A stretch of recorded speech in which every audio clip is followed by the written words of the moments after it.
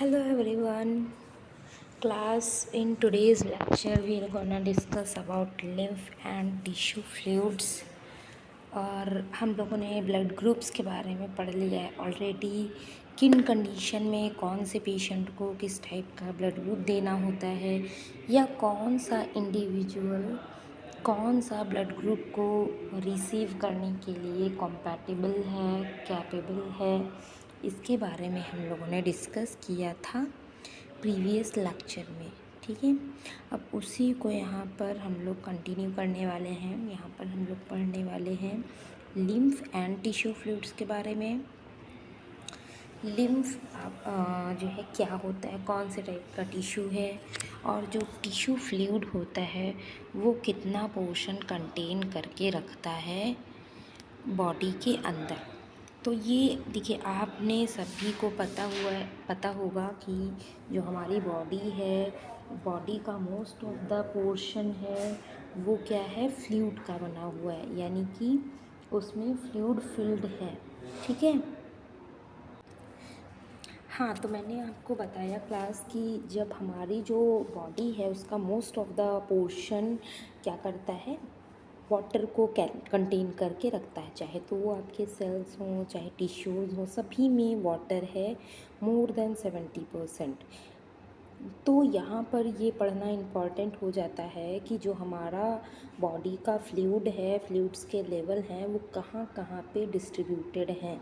ठीक है, कौन से पोर्शंस हैं बॉडी के जहाँ पे most of the fluid contain करके रखा गया है। जब भी हमें फ्लूइड की नीड होती है तो हम वहाँ का जो रिजर्वायर है उसको यूज़ करते हैं। ठीक है, और जो लिम्फ है वो कौन सा ऑर्गन है, किस तरह से एक्ट करता है, ये भी हम यहाँ पर जानेंगे।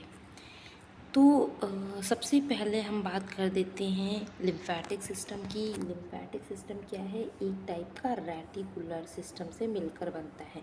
यानी लिम्फैटिक और रेटिकुलर जो सिस्टम्स हैं वो आपस में इंटरकनेक्टेड हैं। ठीक है, वो क्या करेंगे, फ्लूइड के बैलेंस के बारे में सारी चीज़ें कंट्रोल करेंगे, इम्यून डिफेंस के बारे में सारी चीज़ें कंट्रोल करेंगे, और ब्लड एंड जो लिम्फ है उसका फॉर्मेशन हो रहा है, उसकी फिल्टरिंग हो रही है, उसका भी पूरा जो है जिम्मेदारी बनाकर रखते हैं कि कितना ब्लड कहाँ पे डिस्ट्रीब्यूट करना है। तो इसके लिए आपको lymph and reticular tissue he important है। ये जो यहाँ पर इमेज आपको दिखाई दे रही है, आप देख रहे होंगे कि जैसे हमारी बॉडी में वेसल्स होती हैं उसी तरह से यहाँ पर वेसल्स फैली हुई हैं पूरी बॉडी में।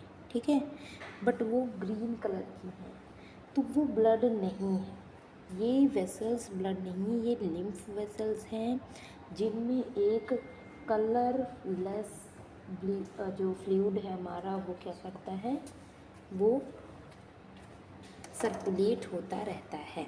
यानी जैसे हमारे ब्लड की वेसल्स होती हैं, ब्लड सर्कुलेट होता रहता है, उसी तरीके से ये भी एक्ट करता है। बट यहाँ पर जो फ्लूइड होगा वो रेड ना हो करके वाइट कलर का या स्लाइटली पेल कलरलेस टाइप का दिखाई देगा। इसके बाद हम लोग डिस्कस करेंगे लिम्फैटिक सिस्टम क्या होता है, लिम्फैटिक सिस्टम के क्या क्या कंपोनेंट्स होते हैं। तो लिम्फ मैंने अभी आपको बताया, लिम्फ क्या है, ब्लड की ही तरह से एक फ्लूइड होता है, बस वो ब्लड की तरह रेड ना हो करके कलरलेस या फिर पेल कलर में दिखाई देता है। फिर ये करता क्या है, जैसे ब्लड का तो काम है ट्रांसपोर्टेशन करना, ट्रांसपोर्ट करना न्यूट्रिएंट्स को और बाकी की चीज़ों को। तो जो ये फ्लूइड है, लिम्फ फ्लूइड है, ये क्या करेगा, ये नॉर्मली उन चीज़ों को लेकर जाएगा जो डिफेंस में काम आती हैं। यानी डिफेंस रिलेटेड सेल्स हैं जो वो कंटेन करके रखेगा, ताकि जब भी आपके बॉडी में कोई बीमारी हो, कोई ऐसी ज़रूरत हो जब इम्यूनिटी को डेवलप करना पड़े, ठीक है, उस टाइम पर ये सेल्स काम आती हैं। तो अगर हम बात करते हैं लिम्फैटिक सिस्टम की, तो लिम्फैटिक सिस्टम में आपके कंपोनेंट्स हैं। पहला तो लिम्फ। लिम्फ एक फ्लूइड है जो कि वाइट ब्लड सेल को कंटेन करके रखता है, जो हमारी लिम्फोसाइट्स होती हैं। प्रोटीन होता है इसमें लिपिड होंगे, कुछ इंटरस्टिशियल फ्लूइड होंगे, बट आरबीसी नहीं होगी। यानी आरबीसी के अलावा यहाँ पर कई सारी चीज़ें पाई जाएंगी आरबीसी को छोड़कर। ठीक है। उसके बाद में हम लोग बात करते हैं लिम्फैटिक वेसल्स। अब जैसे लिम्फ है तो लिम्फ को फ्लो कराने के लिए कुछ वेसल्स भी चाहिए होंगी, जैसे लिम्फैटिक वेसल्स। ठीक है। जैसे ब्लड है हमारा, ब्लड के लिए ब्लड वेसल्स चाहिए, आर्टरीज चाहिए, वेन्स चाहिए, कैपिलरीज चाहिए। सेम यहाँ पर भी इसी तरह से है कि लिम्फ को फ्लो कराने के लिए लिम्फ वेसल्स चाहिए।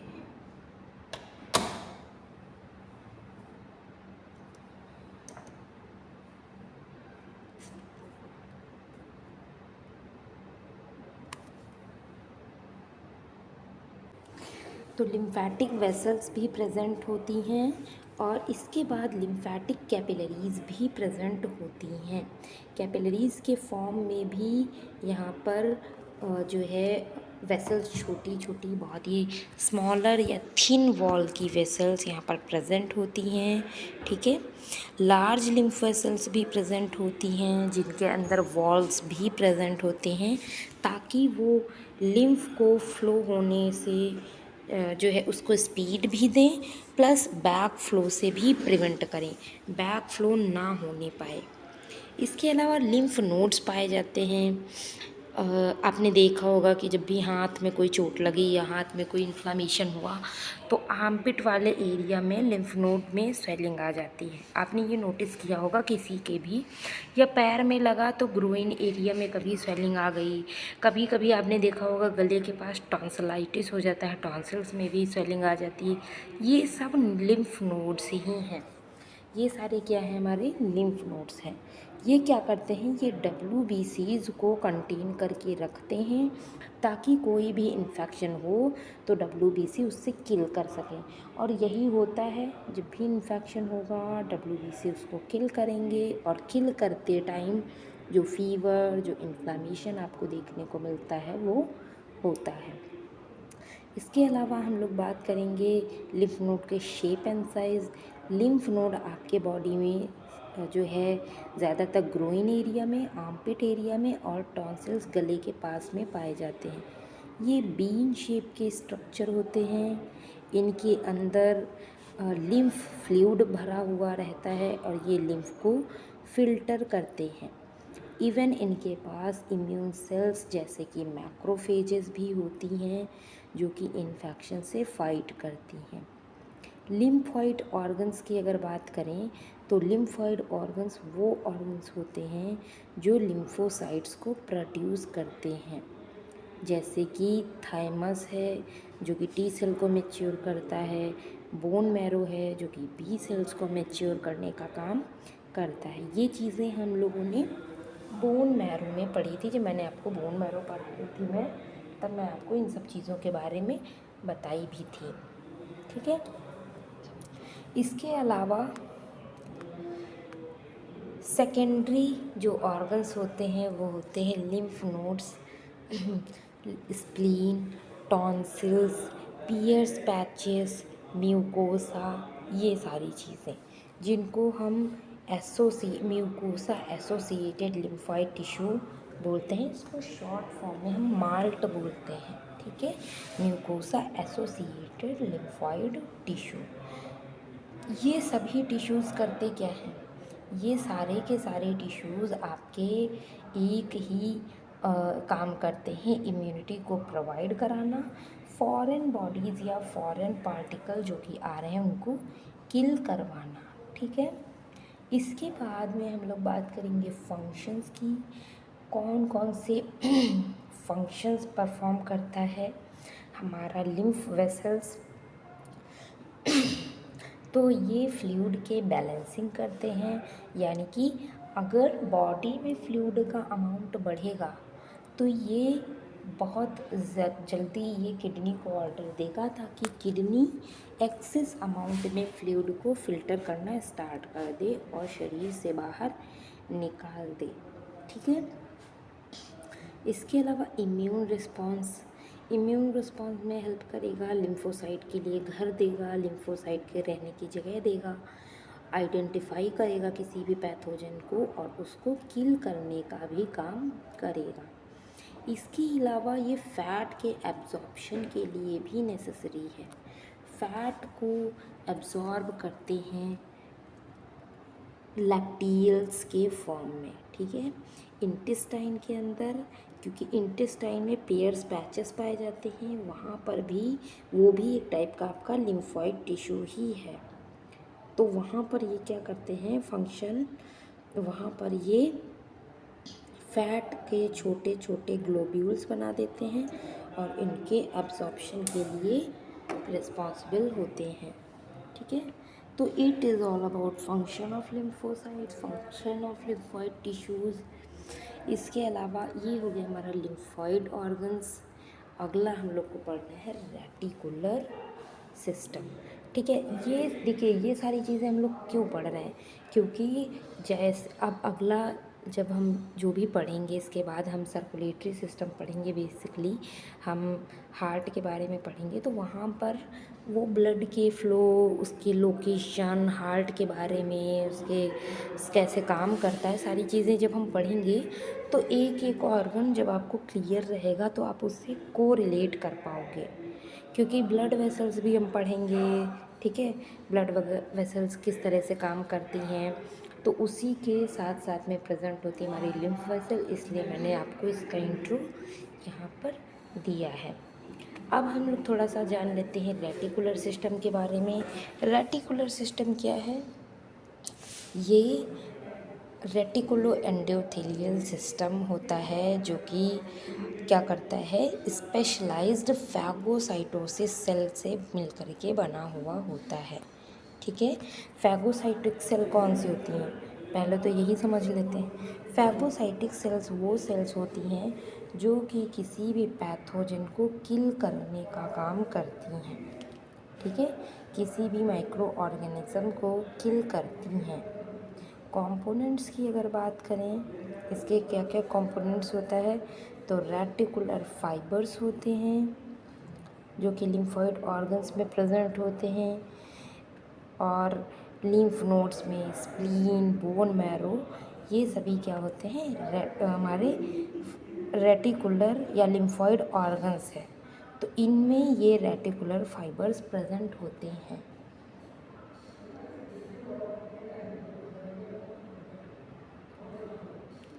उसके अलावा बात करें फैगोसाइटिक सेल्स।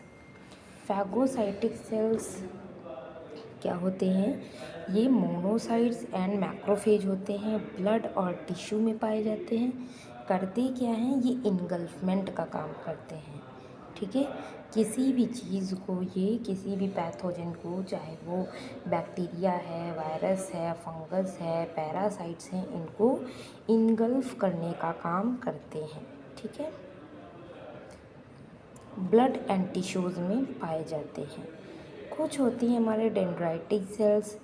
डेंड्राइटिक सेल्स क्या होते हैं, स्पेशलाइज्ड टाइप के एंटीजन प्रेजेंटिंग सेल्स होते हैं, जैसे कुप्फर सेल्स हैं, मैक्रोफेज है लीवर की, लैंगरहैंस की सेल्स हैं, ये जो कि स्किन में पाई जाती हैं।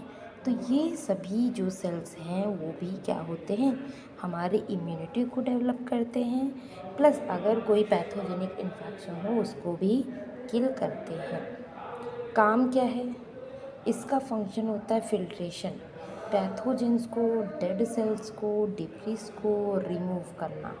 सभी को पता है, और अगर नहीं पता है तो मैं बता दूं कि हमारे बॉडी में मिलियंस ऑफ सेल्स प्रेजेंट हैं। ठीक है। मिलियंस ऑफ सेल्स, उनमें से एवरी टाइम जो हर सेल है वो क्या होता है, कुछ टाइम बाद वो काम करते करते मर जाती है, उसकी जगह पे नई सेल बनती है। यानी ये प्रोसेस आपकी साइमल्टेनियसली चलती ही रहती है कि एक एक सेल हैं वो डेड हो रही हैं, फिर वो बन रही हैं, फिर डेथ हो रही है, तो ये चलती रहती है। तो ऐसी सेल्स जिनकी लाइफ साइकिल पूरी हो चुकी है, जो कि डेथ इनकी कॉज हो गई है, वो क्या करती हैं, वो एक टाइम के बाद शेड होकर के पड़ी रहती हैं, उनकी शेडिंग हो गई, शेड ऑफ होकर के वो पड़ी रहीं। अब वो जो पड़ी हैं उनको फिर भी कोई ना कोई उनका जो है रिमूवल के लिए चाहिए, उसको वहाँ से हटाने के लिए चाहिए, अदरवाइज़ वहाँ पर वो सड़ करके इन्फेक्शन कॉज करेगी।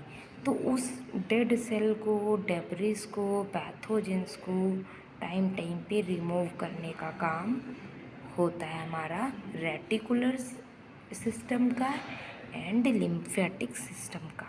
ठीक है। उसके बाद में इम्यूनिटी को भी डेवलप करता है, इम्यून सिस्टम को डेवलप करता है। ठीक है।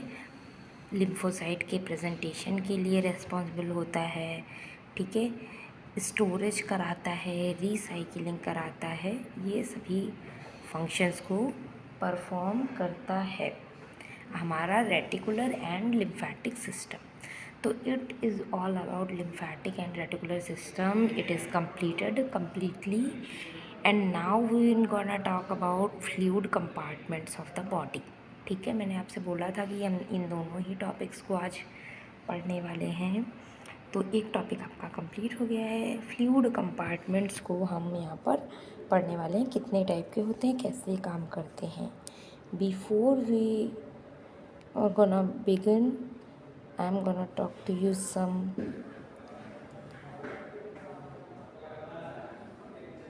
I'm gonna give you some notice। 1 second class।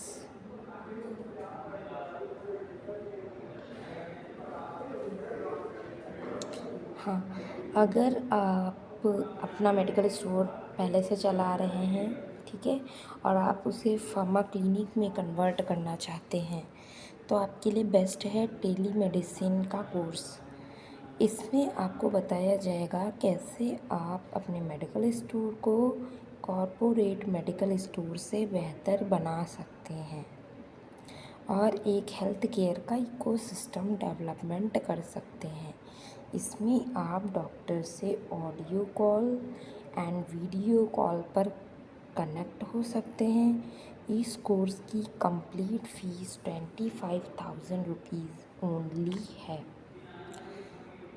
अगर आप इंटरेस्टेड हैं इस कोर्स को करने के लिए तो हमारी स्क्रीन पर दिए गए नंबर पर कॉल कर सकते हैं। उसके बाद में हम लोग बात करने वाले हैं फ्लूइड के कंपार्टमेंट्स के बारे में। ठीक है। तो फ्लूइड के कंपार्टमेंट्स की अगर हम बात करें तो सबसे पहले क्योंकि ये लिम्फेटिक सिस्टम से बहुत ही ज़्यादा क्लोजली कनेक्टेड है, because lymph is a fluid, और लिम्फ जितना फ्लूइड को कंटेन करके रखता है, जितना फ्लूइड बनाता है, उसी का जो है कुछ पोर्शन टिश्यूज़ में जाता है, टिश्यूज़ से लिम्फ बनकर फिर वापस आता है, यानी इसका भी सर्कुलेशन ब्लड की तरह चलता रहता है। तो ये भी बहुत ही ज़्यादा इम्पॉर्टेंट रोल प्ले करता है टोटल अमाउंट ऑफ फ्लूइड के रिगार्डिंग। ठीक है। तो सबसे पहले हम बात करेंगे जो हमारा लिम्फेटिक सिस्टम होता है वो स्टोरेज ऑफ फ्लूइड को फिजियोलॉजिकल स्पेसेस में इकट्ठा करके रखता है। ठीक है। ये फ्लूइड के बैलेंस को, ट्रांसपोर्ट, न्यूट्रिएंट्स के ट्रांसपोर्ट को, अगर टिश्यूज़ में किसी भी टाइप का वेस्ट प्रोडक्ट बन रहा है, जो कि ऑब्वियस सी बात है बनेगा ही, अगर वहाँ पर मेटाबॉलिक एक्टिविटीज़ चल रही हैं, वहाँ पर मेटाबॉलिज्म, रेस्पायरेशन, रिप्रोडक्शन, उनका डिवीज़न हो रहा है, तो ऑब्वियस सी बात है कि वेस्ट वहाँ पर बनेगा ही बनेगा। ठीक है। तो उसको वहाँ से क्लियर करना भी ज़रूरी है, वहाँ पर इकट्ठा रहना भी ज़रूरी नहीं है, तो वहाँ से क्लियर करने के लिए भी लिम्फ एज अ फ्लूइड काम आता है। तो फ्लूइड का यहाँ पर भी इम्पॉर्टेंट रोल है। अब अगर बात किया जाए कि आपके बॉडी के टोटल फ्लूइड को कितने पोर्शंस में डिवाइड किया गया है, ठीक है, तो इसको डिवाइड किया गया है मोस्टली 2 टाइप्स में, intracellular and extracellular fluid. Intracellular means जो सेल्स के अंदर फ्लूइड रहता है, एक्स्ट्रासेलुलर का मीन्स है जो फ्लूइड सेल्स के बाहर रहता है। ठीक है। तो intra cellular and extra cellular दोनों अलग अलग हैं, और जो इंट्रा सेलुलर होता है वो लगभग बॉडी वाटर का 60% होता है, और 40% कौन होता है, एक्स्ट्रा सेलुलर। ठीक है। इंट्रा सेलुलर हमारे बॉडी का जितना भी वाटर बैलेंस है उसमें डायरेक्टली रोल प्ले नहीं करेगा, क्योंकि ये रहता है सेल्स के अंदर, ये सेल्स के बाहर रहता नहीं है। ठीक है।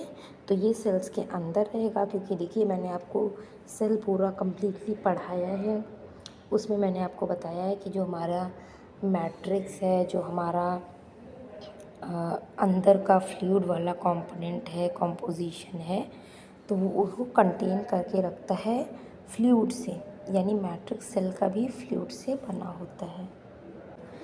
तो यहाँ पर सेल्स के अंदर भी अगर फ्लूइड है तो वो हमारी बॉडी में काउंट होगा, बट वो कभी भी डायरेक्टली काउंट नहीं होगा, यानी वो फ्लो नहीं कर सकता।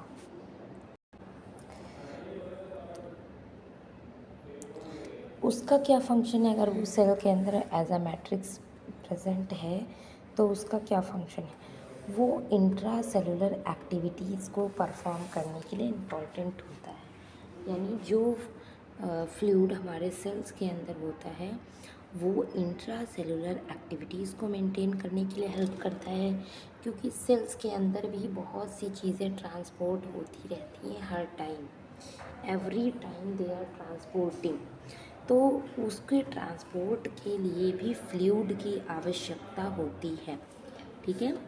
एक्स्ट्रा सेलुलर फ्लूइड की अगर हम बात करें, या जिसका नाम है ईसीएफ क्या होता है, इसको भी दो टाइप में डिवाइड कर दिया गया है। यानी पहले तो फ्लूइड को ही दो टाइप में, इंट्रा एंड एक्स्ट्रा सेलुलर बांटा गया, फिर एक्स्ट्रा सेलुलर को भी हमने दो पार्ट्स में बांटा है। कैसे, इसको हमने इंटरस्टिशियल फ्लूइड एंड प्लाज्मा में डिवाइड किया। इंटरस्टिशियल फ्लूइड कौन सा फ्लूइड है, जो टिश्यूज़ के बिटवीन प्रेजेंट है। अब जैसे हमारे टिश्यूज़ हैं या हमारे सेल्स हैं, तो दो सेल्स के बीच में कोई एयर तो भरी नहीं है, ना ही कोई फालतू की जगह खाली पड़ी है। तो दो सेल्स या दो टिश्यूज़ के बीच में जो स्पेस प्रेजेंट होता है उसी को हम लोग नाम देते हैं इंटरस्टिशियल फ्लूइड। ये एक फ्लूइड होता है, बहुत कम अमाउंट में होता है, ऐसा नहीं है कि बहुत ज़्यादा भरा हुआ रहेगा इसमें टिश्यूज़ फ्लोट करेंगे, ऐसा भी नहीं है, बहुत ही लेस अमाउंट में होगा। और दूसरा क्या है, प्लाज्मा। तो दो टाइप का है, दो टाइप का हमको यहाँ पर पढ़ना है। तो सबसे पहला है इंटरस्टिशियल फ्लूइड, जिसमें सेल्स के सराउंडिंग में पाया जाएगा, और इसी की वजह से इसके बारे में इम्पॉर्टेंट ये है कि इसी की हेल्प से लिम्फ का फॉर्मेशन होता है।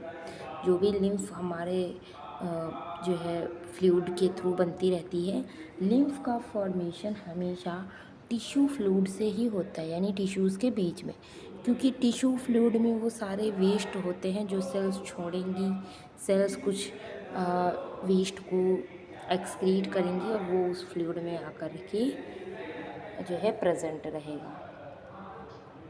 उसके बाद में बात करें प्लाज्मा की। प्लाज्मा क्या है, आप सभी को पता है, क्योंकि इसके पहले लेक्चर्स में हम लोगों ने ब्लड पढ़ा है। ब्लड में आपने देखा कि ब्लड का 55% यानी मोर देन ½ % क्या है, प्लाज्मा है। और plasma is made up of 90% of water, 10% उसमें प्रोटीन्स हैं, एंजाइम्स हैं, हार्मोन्स हैं, एंटीबॉडीज़ हैं, एंटीजन्स हैं, everything it can be. But जो 90% of the portion of plasma है उसमें तो फ्लूइड ही है, ब्लड ही है। ठीक है। तो इस फ्लूइड को भी हम काउंट करेंगे जब भी हम फ्लूइड के कंपार्टमेंट्स पढ़ेंगे पूरी बॉडी में। अब ये सब आपको क्यों बताया जा रहा है, ये सब आपके लिए क्यों इम्पोर्टेंट है, बिकॉज़ आप देखेंगे पेशेंट आपके पास गर्मियों में ज़्यादातर इस टाइम पर, या गर्मियों में बहुत ज़्यादा आते हैं डिहाइड्रेशन वाले, कि आपने सुना होगा इनके शरीर में पानी की कमी हुई, बहुत ही ज़्यादा कॉमन एक कंडीशन है कि कहेंगे कि इनको जो है डिहाइड्रेशन हो गया, शरीर में पानी की कमी हो गई है, वॉमिटिंग हो रही है, डायरिया हो गया है। तो उस सब में क्या होता है, डिहाइड्रेशन का मतलब क्या है कि आपके बॉडी में हाइड्रेशन नहीं रह गया, हाइड्रेशन कम हो गया, मतलब पानी का जो वाटर का बैलेंस है वो कम हो गया है, यही है डिहाइड्रेशन का मतलब। तो यहाँ पर जब हमें यही नहीं पता होगा कि हमारे बॉडी में फ्लूइड कितना है, कहाँ कहाँ पे है, कैसे प्रेजेंट है, तो हम किस तरह से उसको पढ़ेंगे, कैसे उसका ट्रीट करेंगे, ठीक है। तो इस वजह से यहाँ पर मैंने आपको यहाँ बताया है कि फ्लूइड्स के क्या क्या कंपार्टमेंट्स होते हैं और कितनी परसेंट कहाँ पर प्रेजेंट होता है। यानी इंट्रासेलुलर सेल्स के अंदर देखिए टोटल हमारे बॉडी में 70% होगा, जिसमें से 60% इंट्रासेलुलर होगा, 40% एक्स्ट्रा सेलुलर होगा फ्लूइड, ठीक है। और उस 40 में से भी कुछ पोर्शन आईसीएफ के फॉर्म में, आईएसएफ के फॉर्म में होगा, इंटरस्टिशियल फ्लूइड, और कुछ पोर्शन प्लाज्मा के फॉर्म में होगा। तो प्लाज्मा ब्लड में बनाता है 55%, जिसके अंदर 90% वाटर होगा, 10% सॉलिड चीज़ें होंगी, ठीक है। नेक्स्ट हम लोग को पढ़ना है लिम्फ फ्लूइड। लिम्फ फ्लूइड किन किन चीज़ों से मिलकर के बनता है, उसके अंदर कौन कौन सी चीज़ें प्रेजेंट होती हैं, इसके बारे में हम लोगों को पढ़ना है। कंपार्टमेंट्स, परसेंटेज, फॉर्मेशन कैसे होता है लिम्फ का। वैसे मैंने अभी तो आपको बताया ही है कि जो लिम्फ है हमारा वो इंटरस्टिशियल फ्लूइड से बनता है। तो किस तरह से वो बनता है और क्या काम करता है, इसके बारे में हम लोगों को डिस्कस करना है, जिसके बारे में हम लोग अपनी अगली क्लास में डिस्कस करेंगे। आज की क्लास को हम लोग यहीं तक रखते हैं। आई होप कि क्लास आपको समझ में आई होगी। मिलते हैं नेक्स्ट क्लास में। Okay, thank you everyone.